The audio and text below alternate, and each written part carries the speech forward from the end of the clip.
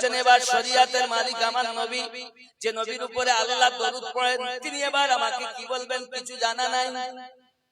হযরত বেলাল রাদিয়াল্লাহু তাআলা লাফ মেরে উঠে দাঁড়িয়েছেন, আসামির মতো দাঁড়িয়েছেন। দয়াল বলুন না কি বলতেছেন। আমার দয়াল নবী বলছেন, বেলাল রে, এ কথা তোমাকে কে শিক্ষা দিল?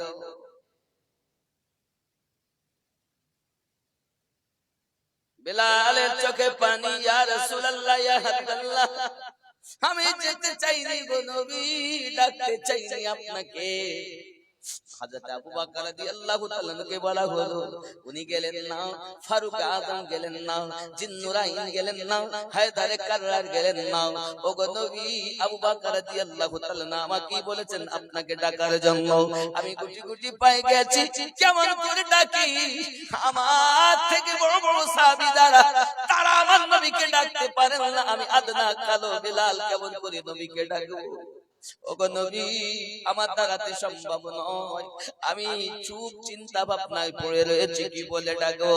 আমার নবী পাক গো দয়া, অটোমেটিক আমার জবান থেকে এই কথা বেরিয়ে গেল। কিভাবে হলো জানি না, জবান থেকে বেরিয়ে গেল, as-salatu খায়রুম মিনান নাউম, ঘুমের থেকে নামাজ উত্তম। আমার নবী বলেন, বেলাল তুমি যে কথা বলেছো, মুহাব্বত ও আদবের তাগিদ দিয়েছো, আমি নবী আজকে থেকে অর্ডার করে দিলাম, ফজরের নামাজের আযান যখন হবে, হাইয়া আলাল ফালার পরে as-সালাতু খায়রুম মিনান নাওম, কিয়ামত অবধি জারি হয়ে যাবে। ইতিপূর্বে as-সালাতু খায়রুম মিনান নাওম শব্দ ফজরের আযানে বলা হতো না। যেদিন থেকে বেলালের মুহাব্বতের পরিচয়, সেই দিন থেকে এই শব্দটা বাড়তি ফজরের আযানে যোগ হয়েছে। জোরে বলে मैंने कब कहा कि दुनिया कमाल दे, मुझको गदा बना के मदीने में डाल दे, मुझको गदा बना के मदीने में डाल दे। मैंने कब कहा कि मुझे दुनिया कमाल दे, मुझको गदा बना के मदीने में डाल दे। कहते रहे बेलाल यही हर मकाम पर, निकलेगी मेरी जान मोहम्मद के नाम पर। कहते रहे बेलाल यही हर मकाम पर, निकलेगी मेरी जान मोहम्मद के नाम पर। ऐसा ही मेरे सीने में इश्क़ बेलाल दे, मुझको गदा बना के मदीने में डाल दे, मुझको गदा बना के मदीने में डाल दे। बेलाल बोलतेন, कहते रहे बेलाल ही हर मकाम पर, সমস্ত জায়গায় বেলাল রাদিয়াল্লাহু তাআলা এই কথাই বলতেন, জীবনটা আমার পার হবে তো মুহাম্মদ সাল্লাল্লাহু আলাইহি ওয়াসাল্লামের নামের উপর। হ্যাঁ, ऐसा ही मेरे सीने में, ঠিক এই রকমই আমার সিনাতে ইশকে বেলাল দে, বেলালের মতো ইশক আমাদেরকে আল্লাহ তুমি দাও। এটাই বলা হচ্ছে। कहते रहे बेलाल यही हर मकाम पर, निकलेगी मेरी जान मोहम्मद के नाम पर। ऐसा ही मेरे सीने में इश्क़ बेलाल दे, मुझको गदा बना के मदीने में डाल दे। मैंने कब कहा कि दुनिया कमाल दे, मुझको गदा बना के मदीने में डाल दे। अल्लाहुम्मा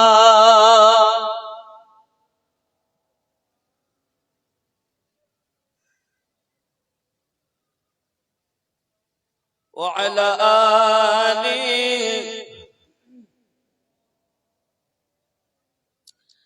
मुद्दत से मेरे दिल में बसी है आरज़ू जलवा रसूल पाक का मैं देखूं रूबरू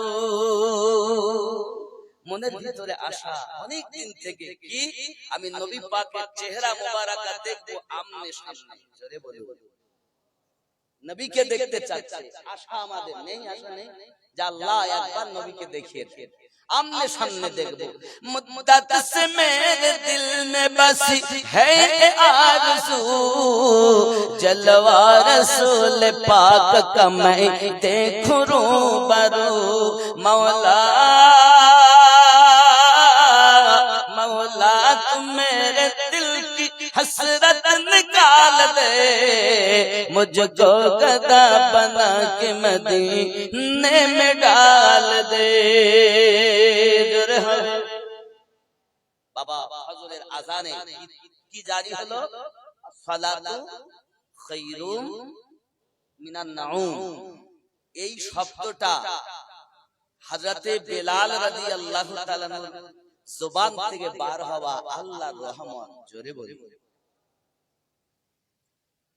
জামাতের কত গুরুত্ব দিয়েছেন নবী আর আমাদের মধ্যে কোন জামাতের চিন্তা ভাবনাই নাই টাইম নাই পড়ে নেব ভালো এক নাম্বার মুসিবত কি রুজিতে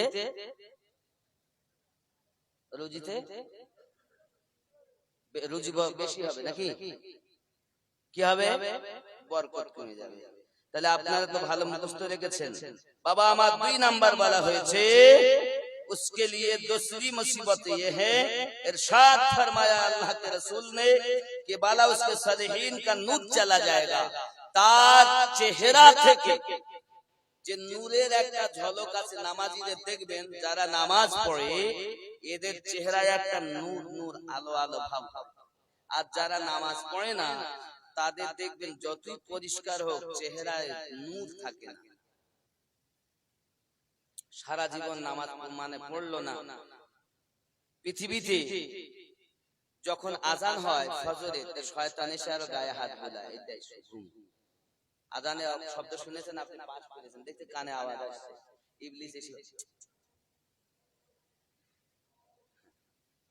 ঘুমা আর দেখবেন ওই সময় ঘুমটা খুব মজার ঘুম হয় খুব ভালো লাগে ঘুমাইতে ইবলিসের গায়ে হাত পা টেপে যদি একবার আমি উঠতেছি একটু পরে এখনো তো সময় আছে আধ ঘন্টা তো সময় এখনো উঠতেছি বলে পাশ করে যেই ঘুম হইলো ইবলিস বলে কাজটাই বা শুরু হইলো জামাত হয়ে গেছে ওয়াক্ত চলে গেছে সূর্য উদিত হয়ে গেছে ইবলিস এবার গালে মুতিয়ে নাকে মুতে চলে গেছে আচ্ছা যে প্রতিদিন ইবলিসের মুত খায় ওর চেহারায় কি নূরের জ্যোতি থাকতে পারবে যতই তুমি বলো আমি নবীর উম্মত তোমার চেহারায় নূর থাকবে কথা কি বুঝতে পারছেন না পারছেন না রাগ করছেন না নামাজ অপরিহার্য নামাজ অপরিহার্য তিন নাম্বার মুসিবত দুনিয়াতে যারা আল্লাহর নেককার বান্দা তাদের হৃদয়ে ওই ব্যক্তির জন্য কোন প্রেম থাকবে না হিংসা আল্লাহ অটোমেটিক তার হৃদয়ে ঢুকিয়ে দিবেন নবী পাক বলেছেন এলাকার মানুষ হয়তো ভয়ে ক্ষমতা আছে লোক আছে টাকা আছে এইজন্য ভয় করে আসলে কিন্তু তাদের মনে তোমার জন্য সম্মান নেই আছে ভয় তুমি এলাকায় দাদাগিরি করে বেড়াচ্ছ টাকার জোরে তুমি এলাকায় দাদাগিরি করে বেড়াচ্ছ ক্ষমতার জোরে হাকিকাতে হিসাব করে দেখো তুমি বেনামাজি তুমি মদখোর তুমি সুদখোর তোমাকে আসলে তারা সম্মান করে না ভয় করে ওই ভয়ের চোটে এই আমাদের অমুক নেতা এসেছে একটু বসতে বসতে খেতে দে আসুন বিপদে ডাকে না ডাকলে আবার একটা প্রয়োজনে গেলে সে আর দেখবে না দুনিয়ার মানুষ তোমাকে কি বললো সেটি বড় জিনিস নয় আল্লাহ আল্লাহ রাসূল কি বলেছেন এটি বড় জিনিস নবী বলেছেন চেহারায় নূর চলে যাবে নবী পাক বলছেন তার সলেহিনদের হৃদয়ে তার জন্য হিংসা পোষণ হবে। আজ আমাদের মধ্যে এইগুলো বেশি। আমরা ঘুমিয়ে থাকি, মুয়াজ্জিন বলছে হাইয়া আলাস সালাহ, এ বেটা বিছানায় শুয়ে লেপের মধ্যে পা ঢুকিয়ে বলতেছে ইমাম মুয়াজ্জিন তোরা এই মসজিদ চালা, চালাস না ভোরবেলা। এই গ্রাম এত বড় গ্রাম, যদি একটা করে লোক প্রতি ঘরেতে আসে তো মসজিদ দুতলা তিনতলা দেখতে, এইটুকু জায়গায় হবে না। কি বলে একটা করে আসবে আর শুধু বলে হুজুর মালুম মুসিবত যাচ্ছে, হুজুর একটু দোয়া কর। তোর মুসিবত যা থাকে কি দূর হবে কেমন? তাবিজের জোর, তাবিজ আপন জায়গায় আল্লাহর কালাম ঠিক আছে, যদি কুফরি কালাম না করে, কিন্তু তোমার তো আসল জায়গায় ঘাট। এর জন্য মাঝে মাঝে আমি বলি, কেমন করে ঘুমাও তুমি, কেমন করে ঘুমাও তুমি, ফজর করে কাজা, এমন তো হতে পারে জোহরে জানাজা। গ্যারান্টি আছে? হতে পারে না? কেমন করে ঘুমাও তুমি, ফজর করে কাজা, এমন তো হতে পারে জোহরে জানাজা। ওরে মুমিন হয় না জন্ম নিলে মুসলমানের ঘরে, কাফের মুমিন তফাৎ কি হয় ওরে প্রেমের উপরে। মুমিন হয় না জন্ম নিলে মুসলমানের ঘরে, কাফের মুমিন তফাৎ কি হয় ওরে সালাতের উপরে। এই জীবনে নামাজ যেন, এই জীবনে নামাজ যেন হয় না তোমার কাজা, এমন তো হতে পারে জোহরে জানাজা। ঠিক না? বেনামাজির লাশ কবরে রাখিবে যখন, মাটির চাপে পাঁজরের হাড় ওরে ভাঙবে রে তখন। বেনামাজির লাশ কবরে রাখিবে যখন, মাটির চাপে পাঁজরের হাড় ওরে ভাঙবে রে তখন। বিষাক্ত ওই সাপের ছোবল, বিষাক্ত ওই সাপের ছোবল, বেনামাজির সাজা, এমন তো হতে পারে জোহরে জানাজা। ঠিক না বাবা? বিষাক্ত সাপ একবার যদি নিঃশ্বাস প্রশ্বাস এই দুনিয়াতে ছাড়ে, এত বিষ তার আল্লাহ পাক দিয়েছেন, দুনিয়ায় কোন সবুজ গাছপালা আর দ্বিতীয়বার জন্ম নেবে না। যা নিয়েছে সেগুলো থাকবে না, আর নতুন করে কোন সবুজ লতা পাতা গাছপালা জন্ম নিবে না। এত বিষ তার দেহে, তার গালে। সেই সাপ আপনাকে আমাকে বেনামাজিকে কামড়াতেই থাকবে। কে বাঁচাবে? মা যাবে না, বাপ যাবে না, বিবি ভুলে যাবে। আপনার পাথেহ আপনাকে সংগ্রহ করতে হবে।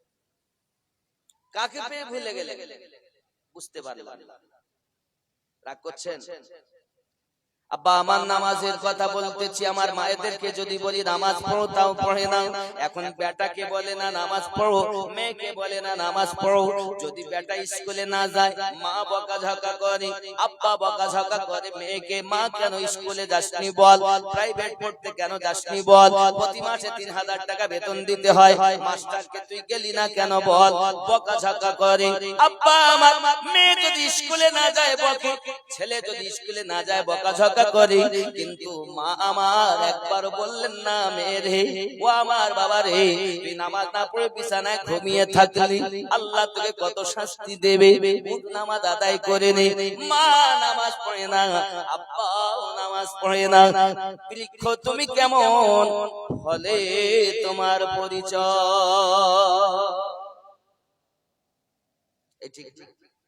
একবারও আমরা ছেলেকে বলেছি নামাজ পড়তে যা, নিজে তো পড়ি। আমার কথা খুব তিতো বলো, কিন্তু আমি অ্যালোপ্যাথি ওষুধ দেই, তবে হোমিওপ্যাথি আকারে। অ্যালোপ্যাথি ওষুধই ব্যবহার করি, কিন্তু কড়া ভাবে না, হোমিওপ্যাথি আকারে। এই ধারে বাবা একটা জায়গা আছে, আব্বা মেহেরবানি করে দয়া করে যদি একটু ডান সাইডের দিকে এগিয়ে আসেন, তাহলে আমার আর এক ভাইয়ের বসার সুযোগ হয়। দয়া করে একটু আমার সঙ্গে পড়ুন আর এদিকে আসুন। লা ইলাহা ইল্লাল্লাহ, একটু এগিয়ে আসেন না বাবা। লা ইলাহা ইল্লাল্লাহ মুহাম্মাদুর রাসূলুল্লাহ সাল্লাল্লাহু আলাইহি ওয়াসাল্লাম। নামাজ নাই, নামাজের কত গুরুত্ব আল্লাহ রাসূল সাল্লাল্লাহু আলাইহি ওয়াসাল্লাম তার কন্যাকে দিয়েছেন। এই জগতের বুকে রাবিয়া বাসারি রাহমাতুল্লাহি আলাইহার মতো একজন মেয়ে, 7 বছর বয়স, মায়ের পাশে ঘুমিয়ে আছে। মায়ের নাম মাহফুজ। রাতের বেলা বাচ্চারা কিন্তু মা খোঁজে। হঠাৎ করে দেখতেছেন মা নেই পাশে। রাবিয়া উঠে গেছেন, রাতের বেলা উঠে দেখতেছেন ঘরের কোনায় মা সাজদায় পড়ে কান্না করতেছেন। রাবিয়া বসে থাকলেন। দীর্ঘক্ষণ পর মা যখন কান্নাকাটি সেরেছেন, রাবিয়া বলছেন, আম্মা আপনি কাঁদছেন কেন? আব্বা বকেছে? আম্মা খাওয়া হয়নি বলে কাঁদতেছেন? না মা, আমি খাওয়া হয়নি বলে কাঁদিনি, আব্বাও বকাঝকা করিনি, আমি এই জন্য কাঁদতেছি, তাহাজ্জুদ নামাজ পড়ে আল্লাহর কাছে আল্লাহ রাসূল বলেছেন মানুষের জন্য 5 ওয়াক্ত নামাজ ফরজ, আর আমার নবী পাকের জন্য ছিল 6 ওয়াক্ত নামাজ ফরজ, যে নামাজটার নাম ছিল তাহাজ্জুদ। উম্মতে মুহাম্মাদের জন্য নামাজটা তো ফরজ হয়নি মা, তবে এই নামাজ পড়লে নাকি নবীর দিদার পাওয়া যায়, এই নামাজ পড়লে নাকি আল্লাহ খুশি হয়, তাই পড়তেছি। রাবিয়া বলছেন, মা তবে আজ থেকে আমিও তাহাজ্জুদ নামাজ আদায় করব। আমার বলার উদ্দেশ্য হলো এটি, আগেই আমি বলেছি বৃক্ষ তুমি কেমন, ফলে তোমার পরিচয়। তো মা ছিলেন নামাজি, সন্তান হলো নামাজি। বাপ ছিলেন নামাজি, সন্তান হয়েছেন নামাজি। আপনি একাধিকবার যখন সন্তানকে পেশাব দিবেন, তখন আপনার সন্তান মসজিদে আসতে বাধ্য, আপনিও যাবেন, সন্তানও যাবে। আপনিও যান না, প্রাইভেটে না গেলে বকে, কিন্তু আল্লাহর বান্দা নামাজে না আসলে বকে না। আবার আমরা মুসলমান বলে দাবি করি, কেমন করে হবে? বন্ধু আমার, সোনা মানিকেরা, খুব ভালো করে মাথায় রাখুন, জননী মা খালা আজ পৃথিবীর সরজমিনে আমাদের জন্য কত উপদেশমূলক। আমি মায়েদের জন্য একটি কথা বলি, মা নামাজি হয়ে যান। প্যারা নবী সাল্লাল্লাহু আলাইহি ওয়াসাল্লামের প্রিয় সাহাবী হযরত আলী কারামাল্লাহু ওয়াজহুল কারীম বাড়িতে এসে হাজির হয়ে গেছেন। বাড়িতে আসার পরে বিবি ফাতেমা জোহরা রাদিয়াল্লাহু তাআলা আনহাকে ডাকতে বলেন, বিবি ও আফসোস আমার মনে, দুঃখ আমার মনে, ব্যথা আমার মনে। বিবি ফাতেমা রাদিয়াল্লাহু তাআলা আনহা বলছেন, ও আমার স্বামী 2 দিন 3 দিন 5 দিন 7 দিন পর্যন্ত কিছু খেতে পাই না, আমি পেটে মাটি আপনার নামাজের পাটিতে যাইয়া মাটিতে পেট লাগায়া আল্লাহর কাছে শুকরিয়া আদায় করি। ও স্বামী আমার, তবে কখনো আপনার মনে ব্যথা দেয়নি? বলুন না কি হয়েছে? এমন করে কেন আপনি আপনার আফসোস করতেছেন, দুঃখ করতেছেন, ব্যথা প্রকাশ করতেছেন? বিবি প্যারা রাসূলের সঙ্গে সাহাবায়ে কেরাম রিদওয়ানুল্লাহি তাআলা আলাইহিম আজমাইন গণের সঙ্গে আজ আমি আল্লাহর হাবিবের সঙ্গে উসমান বিন নুরাইনের বাড়ি দাওয়াত খেতে গিয়েছিলাম বিবি। নববী মসজিদ থেকে উসমান বিন নুরাইনের বাড়ি পর্যন্ত প্যারা রাসূল পাকের যতটি কদম হয়েছে, কয়েদখানায় যাইয়া উসমান বিন নুরাইন ততটি কয়েদি আজাদ করে দিয়েছে। ও বিবি ফাতেমা, আমার মনে বড় দুঃখ কেন জানো বিবি? এত সুন্দর খাবার ব্যবস্থা করেছেন, খুব সুন্দর খেদমত করেছেন নবী, সাহাবায়ে কেরাম সকলকে, বাবা সাহাবীয়ে রাসূল উসমান বিন নুরাইন নবী এবং তার সাহাবায়ে কেরামকে বড় খেদমত করেছেন। আমার মনে ব্যথা এই কারণে, আমার থেকে নেকি বেশি উপার্জন করে ফেলেছেন আমার ভাইরা ভাই উসমান বিন নুরাইন। আমার তো হলো না, আমি গরিব মানুষ, খেতে দেওয়ার মতো সামর্থ্য আমার নাই বিবি, এই জন্য আফসোস করি। ফাতেমা বলছেন স্বামী, দুঃখ করার কোনো জায়গা নেই। রুজির মালিক হলেন আল্লাহ, আর রুজি বন্টনকারী হলেন আমার আব্বা রাসূলুল্লাহ।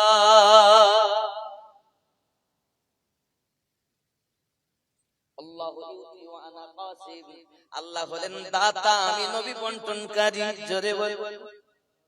সহিহ বুখারীতে হাদিস এসেছে, নবী আল্লাহ পাক দেনেওয়ালা, আর আমাদের নবী হলেন বন্টন করনেওয়ালা। আর জোরে। যেমন আমাদের সমাজে দেখবেন সরকারি মাল আমরা পাই মেম্বারে দাঁড়াতে, প্রধানের দাঁড়াতে, ডাইরেক্ট সরকার আমাদের দেন না, বাবাজি আমার মেম্বার প্রধানের দাঁড়াতে দেন। আল্লাহ পাক বলেন আমিও ডাইরেক্ট তোমাদের আকাশ থেকে নামিয়ে দিই না, আকাশ থেকে ঈসা নবীর জামানায় নামিয়ে দিয়েছিলাম। ঈসা নবী চেয়েছিলেন, সেই দিনটা তারা ঈদের মনে করেছিল, জেনে রাখো আমি তোমাদেরকে এইভাবে দেই না, আমি দিয়েছি আমার নবী পাকের মাধ্যমে তোমাদেরকে। আমি আল্লাহর নিয়ামত যদি তোমাদের নিতে হয়, দুই ভাগে ভাগ করে দিয়েছি, এক হলো নবুয়াতে আর এক হলো বেলায়াতে। এখন নবুয়াতের দরজা বন্ধ, বেলায়াতের দরজা জারি আছে। এখন যদি তুমি মনে করো আল্লাহর নিয়ামত নেব, তাহলে আল্লাহর ওলিদের দ্বারে চলে যাও, কারণ আল্লাহর ওলিদের দরবারে আল্লাহর নিয়ামতি মাল রয়েছে। যারা বলে ওলির দরবারে যাব না, তারা মাল পাবে না, কারণ আল্লাহর খাজানা দুই ভাগে ভাগ, এক নবুয়ত আর এক বেলায়াত। আব্বাজি আমার বেলায়াতের পথ আবার আলাদা পথ, আমি ওদিকে যাচ্ছি না বাবা, আবার খেয়াল করুন। এখন আমার আপনার নবী পাকের জামাইকে ডাক দিয়ে মেয়ে বলছেন, নবী পাকের কন্যা বলছেন, স্বামী আমার আপনি দাওয়াত দিতে যান, রুজির মালিক আল্লাহ, বন্টনকারী আমার আব্বা রাসূলুল্লাহ, দাওয়াত দেওয়া কাজ হলো আপনার, আপনি দাওয়াত দিতে যান। ফাতেমা, কিছুই তো নাই, 3 দিন তো আমাদের ঘরে কিছু জ্বলে না, আপনি যান। হযরত আলী কারামাল্লাহুল কারীম বিবিকে বড় ভালোবাসেন। আলী রাদিয়াল্লাহু তাআলা যাকে বিয়ে করেছেন, এনাদের বিয়ে তো আগে আরশ মুআল্লায় হয়েছে, তারপর তো দুনিয়াতে পরে হয়েছে নাকি? আপনি নিশ্চিত ইউটিউবের মাধ্যমে শুনেছেন, আমি বলেছি আম্মা খাতুনে জান্নাত রাদিয়াল্লাহু তাআলা এর বিবাহ আরশ মুআল্লাতে হয়েছে। জিবরাইল যেদিন আলীর সঙ্গে ফাতেমার বিয়ে হবে, কথাবার্তা হচ্ছে, জিবরিল আমিন এসে হাজির হয়ে গেছে। ইয়া রাসূলুল্লাহ, ইয়া হাবিবাল্লাহ, আজ সুসম্পন্ন দুনিয়াতে করুন, দুনিয়ার আগে আরশ মুআল্লাতে আল্লাহ ফাতেমা ও আলীর বিবাহ সুসম্পন্ন করেছেন। নবী পাক বলেছেন, আয় জিবরিল, তাহলে আমার কন্যা ফাতেমা তার ওলি কে হয়েছে, মানে মালিক গার্জিয়ান কে হয়েছে? তো জিবরিল আমিন বলছেন, ইয়া রাসূলুল্লাহ, ইয়া হাবিবাল্লাহ, ফাতেমার গার্জিয়ান স্বয়ং আল্লাহ হয়েছে। ইয়া রাসূলুল্লাহ, ইয়া হাবিবাল্লাহ, আপনার কন্যার কোনো চিন্তা নাই, তার মালিক স্বয়ং আল্লাহ, গার্জিয়ান হয়েছেন তিনি। আয় জিবরিল, আচ্ছা মালিক হলে গার্জিয়ান হলে তো কিছু দেওয়া লাগে, আমার মেয়ে ফাতেমাকে আল্লাহ কি দিয়েছেন? ইয়া রাসূলুল্লাহ, ইয়া হাবিবাল্লাহ, দুনিয়ার রুহে জমিনকে আল্লাহ পাক ফাতেমার নামে ওয়াকফ করে দিয়েছে। ইয়া জিবরিল, বলো আমার ফাতেমা দেনমোহর কি হয়েছে? জিবরিল আমিন বলছেন, ইয়া রাসূলুল্লাহ, আপনার কন্যা ফাতেমার দেনমোহর হলো সমস্ত উম্মতের নাজাত। আরে যে উম্মতের নাজাত হলো ফাতেমার দেনমোহর, সেই উম্মত এখন স্টেজে উঠে ওয়াজ করে বলছে, আবু আবু যার গাফফারী রাদিয়াল্লাহু তাআলা কবর খোদাই করেছেন খাতুনে জান্নাতে। কবর খোদাই করে বলছেন, কবর তুমি জানো তোমার মধ্যে কাকে রাখা হবে? কবর উত্তর দিয়েছেন, না আমি জানি না। তোমার মধ্যে রাখা হবে নবী পাকের কন্যা আলীর স্ত্রী হাসান হোসাইনের আম্মা। কবর বলছে, আমি নবীর মেয়ে চিনি না, আলীর স্ত্রী চিনি না, হাসান হোসাইনের মা চিনি না। নাউযুবিল্লাহি মিন যালিক। হাযা হাদিসুন মাওযূদ। এই হাদিস কখনো আহলে সুন্নাত ওয়াল জামাত বলতে পারে না। আমি কার সামনে কথা বলবো?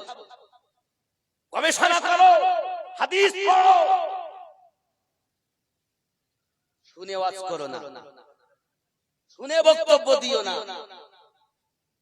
কিতাব পড়বে না, জ্ঞান নেই, সুর করে বলতে পারলি বিশাল বড় বক্তা।